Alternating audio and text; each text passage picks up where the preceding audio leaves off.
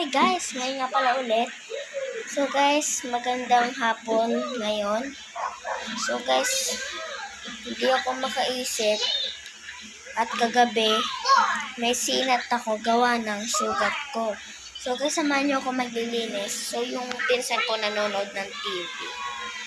Yan, panonood lang, nakaharap pa. So guys, kailangan kong yung sugat ko is, ayan guys, lalang-lala na ako dyan. At pagang-paga na yung kamay ko. Ayan, pagang-paga na yung kamay ko gawa na sugat na yan.